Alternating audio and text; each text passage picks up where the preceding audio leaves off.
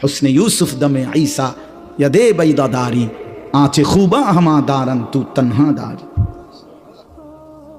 আল্লামা ইকবাল বলে, হে নবী মুহাম্মদ সাল্লাল্লাহু আলাইহি সাল্লাম, ১৬ লক্ষ আম্বিয়ার যত গুণ, সৌন্দর্য, বৈশিষ্ট্য একটা একটা করে যদি তালাশ করি আপনার মাঝে, আপনি একাই সব। তু তন্হা দারি, আপনি একাই, তন্হা মানে একা, আপনি একাই সব। সব রং, সব ঢং, সব সৌন্দর্য, সব গুণ, সব সিফাত আপনার মধ্যে আছে। আপনার কি পরিমাণ সুন্দর ছিলেন নবীজি, সুবহানাল্লাহ, কি পরিমাণ সুন্দর ছিলেন। হযরত আয়েশা রাদিয়াল্লাহু তাআলা আনহা একদিন বলছিলেন, দুনিয়াবাসী শুনছি ইউসুফ আলাইহিস সালামের সৌন্দর্য দেখে মহিলারা নাকি হাত কাইটা ফেলছে।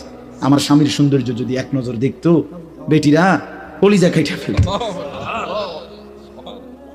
আসারনা বিতাখতিআইস সুদুরি আলাল ইয়াদ, তাহলে ওই নারীরা হাতের বদলে নিজেদের কলিজা কাইটা ফেলত, জান দিয়ে ফেলত, জান।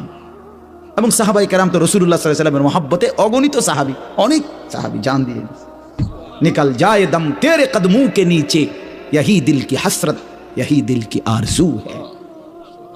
हाँ, সাহাবায়ে কেরামের মানসিকতাই ছিল যে হে প্রিয় বন্ধু, হে প্রিয় নবী, আপনার কদমের নিচে জীবন দিয়ে দিলাম। এটাই দিলের তামান্না ছিল, এটাই দিলের আফসোস ছিল, আফসোস ছিল।